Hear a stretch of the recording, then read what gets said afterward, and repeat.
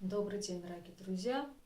Сейчас хочу поговорить на такую тему, как способ общения в будущем.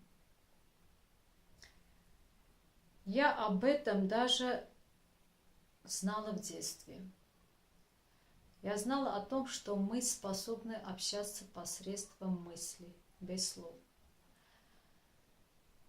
Я так общалась с животными.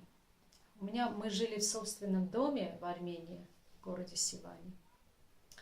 У меня всегда были питомцы.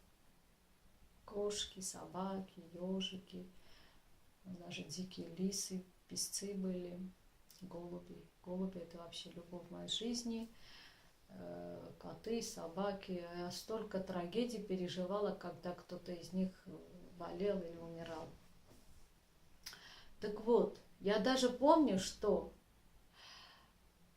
особенно были любимцы среди голубей. И я, когда смотрела на голубя, и мы ловили взгляд друг друга, я даже понимала, голубь пить хочет или есть хочет. Я сразу понимала потребность. И хочу сказать, что в будущем, уже в ближайшем будущем, или уже, мы такие существа, эта способность в нас заложена. Мы все способны понимать на уровне мысли, без слов.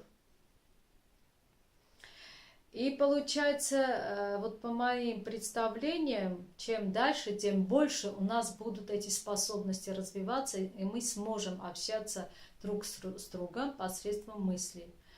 Мысль будет доходить очень быстро. И обратите внимание, что даже сейчас, когда мы больше говорим, это меньше действует.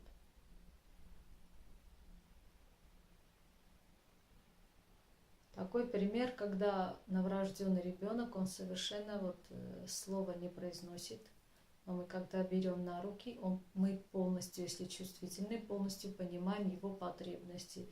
Ребенок улыбается, ребенок, он живой, он все, он как книга, ты все читаешь по ребенку.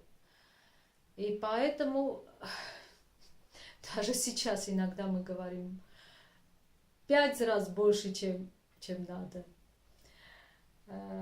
Поэтому вот такая мысль я хотела поделиться с вами.